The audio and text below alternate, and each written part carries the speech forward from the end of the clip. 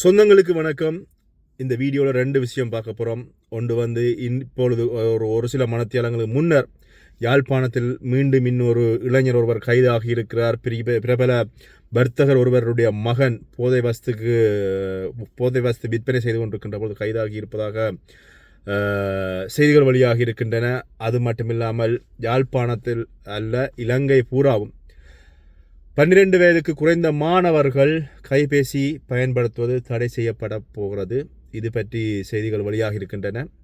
இந்த மாணவர்கள் கைபேசி பயன்படுத்துவது அல்லது இலங்கையில் வயது குறைந்த மாணவர்கள் கைபேசி பயன்படுத்துவது பற்றி உங்களுடைய கருத்துக்கள் என்ன? கருத்துக்களை தெரிவிங்க. அரசாங்கம் இதனை தடை செய்வதனால நல்ல விஷயமா கூடாததா அப்படின்றதை நீங்கள் என்னோட கொமெண்டில் நீங்கள் தெரிவிக்கலாம். இப்போ இந்த மாஃபியா கும்பல் அல்லது இந்த போதை வஸ்து கும்பல் தொடர்ச்சியாக கைதாகி கொண்டிருக்கிறார்கள். அண்மையில் கூட நிலாவரை பகுதியில் 2 இளைஞர்கள் கைதாகி இருந்த விஷயம் எல்லாருக்குமே தெரியும். இலங்கையை பொறுத்தவரை இப்போ போதையினுடைய பெரிய ஒரு இடமாக, போதைப்பொருள் விற்பனை செய்யப்படுகின்ற இடமாக இலங்கை பார்க்கப்படுகிறது. தொடர்ச்சியாக அரசாங்கமும் தங்களால் முடிஞ்சவரை பல்வேறுபட்ட முயற்சிகளை இதற்காக எடுத்துக்கொண்டிருக்கின்றது. ஆனாலும் புதிதாக தோண்ட ஒவ்வொருத்தருமே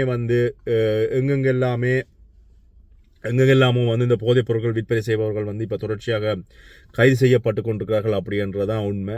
அந்த வகையில் இதில் ஏழைகளா பணக்காரரா யார் கைதாகிறார்கள் அப்படி என்று பார்க்கின்ற பொழுது எல்லாருமே கைதாகிறவர்களாக இருக்கிறார்கள். ஏழைகளும் கைதாகிறார்கள், பணக்காரரும் கைதாகிறார்கள்.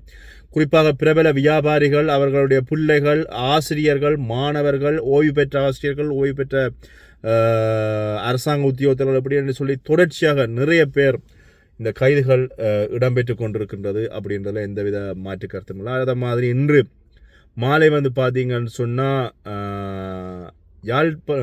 யாழ் நகர பகுதியில் ஒரு இளைஞர் ஒருவர் கைதாகி இருக்கிறார். அவருடைய மகளூந்துக்குள் வச்சு போதைப் பொருளோடு கைதாகி இருக்கிறார். குறிப்பிட்ட நபர் பார்த்தீங்கன்னா பிரபல வர்த்தகர் ஒருவருடைய மகன் அப்படின்ற விஷயம் சொல்லப்பட்டிருக்கிறது. சொல்லப்பட்டது மட்டுமில்லாமல் அவருக்கு எங்கே இருந்து இந்த பொருட்கள் வந்தது, எப்படி இந்த பொருட்களை எடுத்து விற்பனை செய்கிறார் அப்படின்ற விசாரணைகள் இங்கே நடத்தப்படுவதாக சொல்லப்படுகிறது. பிரபலமான வர்த்தகர், அது மட்டுமில்லாமல் குறிப்பிட்ட இளைஞர் சிறிய வயது இளைஞராக இருக்கிறார். அவர் மீது வழக்கு தாக்கல் செய்யப்பட்டிருப்பதாக சொல்லப்படுகிறது. அதே போல் இன்னும் ஒரு விஷயம், அண்மையில் இந்த யாழ் நகர பகுதியில் அல்லது எங்களுடைய வட பகுதியில் நிறைய பேர் புதிதாக பணக்காரராகி இருக்கிறார்கள். எங்கிருந்து காசு வந்தது என்று தெரியாது, எப்படி காசு வந்ததுன்னு தெரியாது.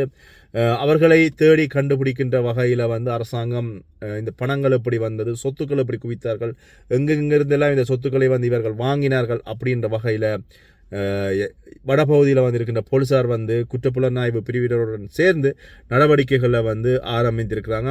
அந்த வகையில் பார்த்தீங்கன்னா ஏற்கனவே சொன்னதன்படி 8 பேர் மீது நடவடிக்கைகள் எடுக்கப்பட்டிருந்தது. இதில் 5 பேர் மல்லகம் நீதிமன்றத்திலும் வழக்கு தாக்கல் செய்யப்பட்டிருந்தது. மற்றது 3 பேருக்கு எதிராக யாழ் நகரத்தில் இருக்கிற நீதிமன்றத்தில் வழக்கு தாக்கல் செய்யப்பட்ட விஷயம் சொல்லப்பட்டது. இந்த விஷயங்கள் இப்படி இருக்கின்ற பொழுது இப்போ இன்று யாழ்ப்பாணத்தினுடைய தலைமை போலீஸ் காரியாலயத்தில் இன்று ஊடகவியலாளர்களை சந்திக்கின்ற நிகழ்வில் பேசுகின்ற பொழுது 11 பேர் இப்பொழுது தெரிவாகி இருப்பதாக போலீஸ் மா அதிபர் சொல்லியிருக்கிறார். இந்த 11 பேருக்கு எதிராகவும் வழக்கு தாக்கல் செய்யப்பட்டிருப்பதாக சொல்லப்பட்டிருக்கிறது. ஏற்கனவே 8 பேர் இருந்தார்கள், இப்பொழுது 11 பேர் என்கின்ற பொழுது பார்க்கலாம் இன்னும் யார் இந்த விஷயங்களில் எப்படி புதிதாக பணம் சேர்த்தார்கள் அப்படின்ற வழக்கில் கைதாக போகிறார்கள் அப்படின்ற விஷயம் தொடர்ச்சியாக தேடப்படுகின்ற ஒரு விஷயமாக இருக்கிறது. அது மட்டும் இல்லாமல் இந்த சொத்து குவித்தவர்களை தவிர போதைப்பொருள் வியாபாரத்துடன் தொடர்புடையவர்கள், வட்டி, அறாவட்டி, மீட்டர் வட்டி செய்பவர்கள், இப்படி இவர்கள் எல்லாரையும் தேடிக்கொண்டு அவர்கள் மீது நடவடிக்கை எடுப்பதற்கு என்பிபி அரசாங்கத்தினுடைய பாராளுமன்ற உறுப்பினர்களும் அதோடு தொடர்ந்து செயற்படுகிறார்கள். அதே மாதிரி அமைச்சர் சந்திரசேகரன் அவர்கள் கூட ஊடகங்களுக்கு தகவல் தெரிவிக்கின்ற பொழுது தாங்கள் இவர்களுக்கு எதிரான நடவடிக்கைகளை வெகு விரைவில் எடுப்போம் அப்படின்னு சொல்லியிருக்கிறாரு. அண்மையில் இளங்குமரன் தனக்கு தெரிவிக்குமாறு சொல்லியிருந்தார், ரஜீவன் தனக்கு தெரிவிக்குமாறு சொல்லியிருந்தார். யாராவது மீட்டர் வட்டி கொடுப்பவர்கள் இருந்தால் சொல்லுங்கள், நாங்கள் நிச்சயமாக அவர்கள் மீது நடவடிக்கை எடுப்போம் அப்படின்னு சொல்லி. அதே மாதிரி வவுனியா மாவட்டத்தினுடைய பாராளுமன்ற உறுப்பினர் ரவிகரன் நினைக்கிறேன், அவரும் சொல்லியிருக்கார், யாராவது நீங்கள் மீட்டர் வட்டிக்கு காசு கொடுத்து பிரச்சனைப்படுகின்ற பட்சத்தில் நீங்கள் எங்களுக்கு தகவல் தந்தால் அவர்கள் மீது நாங்கள் நடவடிக்கை எடுப்போம் அப்படின்ற விஷயம் சொல்லப்பட்டிருக்குது. யாராவது வவுனியா பகுதியில் நீங்கள் மீட்டர் வட்டி காசு கொடுத்து பிரச்சனைப்படுகிறீங்க அப்படின்னு சொன்னால் என்பிபி பாராளுமன்ற உறுப்பினர்களோ அல்லது போலீசாரிடமோ அல்லது பாராளுமன்ற உறுப்பினர்களூடாக இதை நீங்கள் அடுத்த கட்டத்தை நகர்த்தலாம் அப்படின்ற விஷயம் வந்து இப்போ சொல்லப்பட்டிருக்கிறது.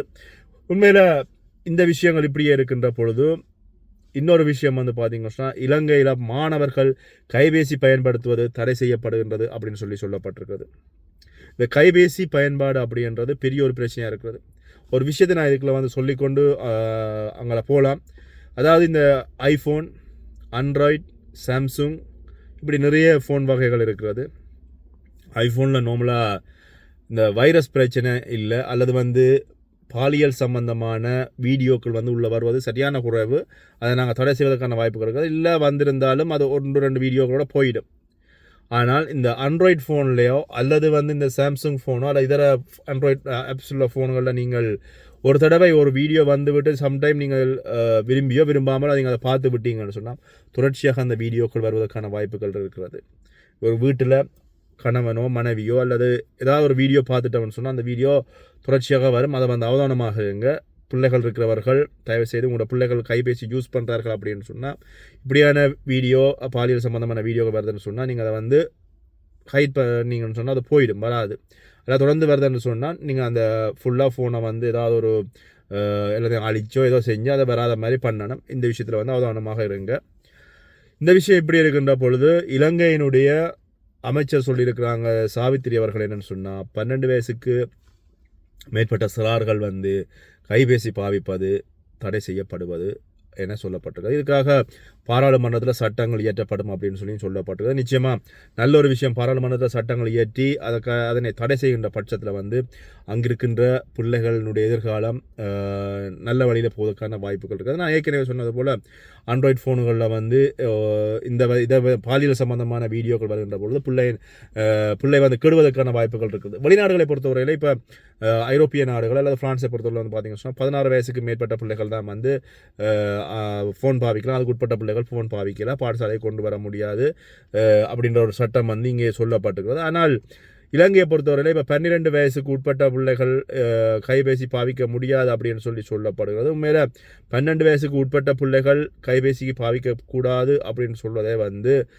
எப்படி கண்டுபிடிப்பது அப்படின்ற விஷயங்கள் பற்றி இதுவரைக்கும் சொல்லப்படவில்லை. ஆனால் நிச்சயமாக அவற்றுக்கான நடவடிக்கைகள் எடுக்கப்படும் அப்படின்னு சொல்லியும் இது சம்பந்தமாக இனி வருகின்ற காலங்களில் யாராவது சிறுவர்கள் கைபேசி பாவித்தால் அவர்கள் மீது நடவடிக்கை எடுக்கப்படும் அப்படின்னு சொல்லி சாவித்திரி அவர்கள் சொல்லியிருக்காங்க. நல்ல விஷயம். என்ன சொன்னால் இப்போ எங்களுடைய பெற்றோர்கள் நிறைய பேர், அது புலம்பெயர் தேசமாக இருக்கலாம், தாயமாக இருக்கலாம், வெங்கையமாக இருக்கலாம், எல்லாருமே செய்கின்ற விஷயம் என்னென்னு சொன்னால் பிள்ளைகளிடம் ஃபோனை கொடுத்து விட்டு தங்களுடைய வேலைகளை பார்ப்பது, தங்களுடைய வீட்டு வேலைகளை பார்ப்பது, அல்லது பிள்ளை சிலர் வந்து பார்த்தீங்கன்னு சொன்னால் பிள்ளை 24 கையில் ஃபோன் கொடுக்காவிட்டால் பிள்ளை துடிக்கிற விஷயத்தை கூட சில சபைகளில் நாங்கள் காணக்கூடியதாக இருக்கிறது. ஏதாவது ஒரு வேலை செய்கிறோம் அப்படின்ற பட்சத்தில் வந்து பிள்ளைகளுக்கு நாங்கள் ஃபோனை கொடுத்துட்டு நாங்கள் எங்களோட வேலைகளை பார்க்குறோம். இது எங்களோட வீட்டையில் உங்களோட வீட்டில் எல்லாரும் பார்க்குறாக்கிற வீட்டையில் எல்லாரோட வீட்டையும் நடக்கிற ஒரு விஷயமாக தான் இருக்கிறது. ஆனால் இதனால் வந்து பிள்ளைகளினுடைய கண் பார்வை கெடுவதாக சொல்லப்படுகிறது. அது மட்டும் இல்லாமல் நான் நன்மையிலோ எங்கேயோ இடத்தை வாசித்து நான் பிள்ளைகள் கழுத்தை குறிந்து தொலைபேசி பார்ப்பதனால இந்த முள்ளந்தண்டு பிரச்சனை நிறைய குழந்தைகளுக்கு வருகிறது. இது எதனால என்று கண்டுபிடிக்கின்ற பொழுது குறிஞ்சு கைபேசி பார்ப்பதனால அந்த பிள்ளைகளுடைய கழுத்தில் இருந்து இந்த முள்ளந்தண்டு பிரச்சனை ஆரம்பித்திருப்பதாக ஒரு செய்தி வந்து வெளியாகி இருக்கிறது. இது வந்து மருத்துவ ஆராய்ச்சிகளில் வந்து வெளியாகிய செய்தி அப்படின்னு சொல்லப்படுறது. சிறுவர்களுக்கு வந்து முள்ளந்தண்டு பிரச்சனை வருவதற்கான காரணம் அண்மை காலங்களாக இந்த கைபேசியை வந்து அளவுக்கு அதிகமாக சிறுவர்கள் பாவிப்பதுதான் காரணம் அப்படின்ற விஷயம் வந்து பரவலாக சொல்லப்படுகிறது. ஆக கண் பார்வை போகிறது. நிறைய சிறுவர்கள் கண்ணுக்கு வந்து இப்போ கண்ணாடி போடுகிறார்கள். இப்போ முள்ளந்தண்டு பிரச்சனை வந்துச்சுன்னு சொன்னால் முள்ளந்தண்டு பிரச்சனை வந்தால் கடைசியில் வந்து பார்த்தீங்கன்னா ஒரு குறிப்பிட்ட வயசுக்கு அப்புறம் பிள்ளை வந்து கூணல் பிள்ளையாக வந்துடும். அதை விட பிள்ளையினுடைய மூளையினுடைய அறிவுத்திறன் வந்து குறைவதாகவும் சொல்லப்படுகிறது. இந்த கைபேசி வந்து பிள்ளைகள் பார்ப்பதனால நீங்கள் நிறைய இடங்களில் வந்து பார்த்தீங்கன்னா பிள்ளை கைபேசி பார்க்குற பிள்ளை வந்து படிப்பு குறைவு அப்படின்னு சொல்லப்படுறது. நிறைய இடங்களில் வைத்தியர்களிடமே நீங்கள் சிறுவர் வைத்தியர்களிடம் போனீங்கன்னு சொன்னால் அவர்கள் பேசுவார்கள், கைபேசி கொடுக்க வேணாமன்னே சொல்கிறார்கள். நிறைய இடங்களில் இந்த கைபேசியை தவிருங்கோ அப்படின்னு சொல்கிறார்கள். பிள்ளைகள் கைபேசி கேட்டால் அதை வந்து தவிர்த்து வேறு ஏதாவது விளையாட்டுப் பொருட்களை கொடுங்க அப்படின்னு சொல்லி தான் அநேகமான இடங்கள் சொல்கிறாங்க. அந்தளவுக்கு கைபேசியை வந்து நாங்கள் கொடுத்து பிள்ளைகளை பழுதாக்கிவிட்டோம். இதில் குறிப்பாக ஒரு விஷயம் சொல்லணும், இதில் யாருமே சகோதரர்கள் கோவிக்கக்கூடாது. எங்களுடைய தமிழாக்களில் நாக மோசம். நாங்கள் பிள்ளைகளுக்கு நாங்கள் கைபேசியை கொடுக்குறோம், பிள்ளைகளுக்கு நாங்கள் கைபேசியை கொடுத்து நாங்கள் காட்டுறோம், அல்லது வந்து புதிய நவீன கைபேசிகள் நாங்கள் வச்சிருக்கிறோம் அப்படின்றத வந்து மற்ற இடங்களுக்கு காட்டுவதற்காக பிள்ளைகளிடம் கொடுத்து விட்டு நாங்கள் இருப்பது வந்து பெரிய ஒரு அநாகரிகமான விஷயமாக பார்க்கப்படுறது. பிள்ளைகளை நாங்கள் தமிழாக்கள்லாம் கூடுதலாக வந்து எங்களோட பிள்ளைகளை பழுதாக்குறோம் அப்படின்ற ஒரு விஷயம் வந்து சொல்லப்படுகின்ற விஷயம் வந்து இங்கே நான் இந்த இடத்துல குறிப்பிடணும் என்ன சொன்னால், நான் நிறைய மக்களோடு பேசுகின்ற பொழுது இந்த இப்போ வேற்றுமொழிக்காரர்கள் எல்லாமே வந்து பார்த்திங்கன்னா கைபேசி கொடுப்பது குறைவு.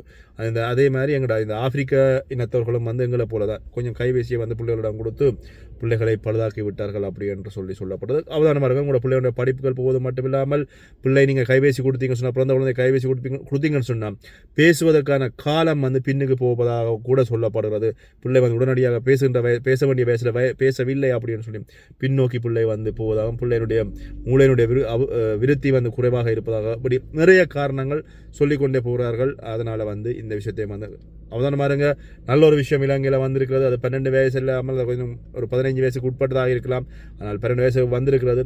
அதில் இலங்கையை பொறுத்தவரையில் பிள்ளைகள் வந்து தேதப்பனை ஏமாற்றுவது இலங்கையை பொறுத்த மட்டும் இல்லை, வெளிநாட்டில் ஏமாற்றுவது அப்படின்னு சொன்னால் தாய் தந்தைகளுக்கு வந்து இந்த கைபேசி சம்பந்தமாகவோ கணனி சம்பந்தமாகவோ பூரண அறிவில்லை அப்படின்ற பட்சத்தில் இந்த இன்றைய சிறார்களுக்கு வந்து இதனுடைய அறிவு ஓரளவுக்கு இருப்பதனால அவர்களிடம் கொடுத்த ஒரு விஷயங்களை கேட்கின்ற பொழுது அவர்கள் அதனுக்குள்ளே வந்து ஊறி போகின்ற ஒரு விஷயம் வந்து இங்கே பேசு பொருளாக இருக்குது. எங்களோட பிள்ளைக்கு எல்லாமே தெரியும். இந்த மான் 2 வயசு அவன் கைபேசிகளை பூந்து விளையாடுவான் அப்படின்னு சொல்கிற அளவுக்கு சில பெற்றோர்கள் பூரிப்பாக இருக்கிறார்கள். ஆக இது வந்து நீங்கள் 2 வயசில் உங்களோட பிள்ளை கைபேசியில் பூந்து விளையாடுகிறது அப்படின்னு சொல்லி நீங்கள் பூரிப்பாக இருக்கலாம். ஆனால் அதனுடைய பின் விளைவுகள் ஒரு 10 வயசு 12 வயசில் நிச்சயமாக தெரியும் அப்படின்றது என்னுடைய தனிப்பட்ட கருத்து. அது மட்டும் இல்லாமல் நீங்கள் கூப்பிட்டு ஒரு குறிப்பிட்ட 10-12 வயசு பிள்ளைகளினுடைய ஒரு மூளை வளர்ச்சி குறைஞ்சது அல்லது வந்து அப்படி சொல்லக்கூடாது சொல்கிறேன், அல்லது வந்து படிக்காத பிள்ளைகள் சம்மந்தமாக நீங்கள் யாரிடமா விசாரிச்சிங்கன்னு சொன்னால் நான் சொல்கிற காரணம் உங்களுக்கு புரியும். இது பற்றி உங்களுடைய கருத்துக்களை என்னோட பகிர்ந்து கொள்ளலாம். நன்றி.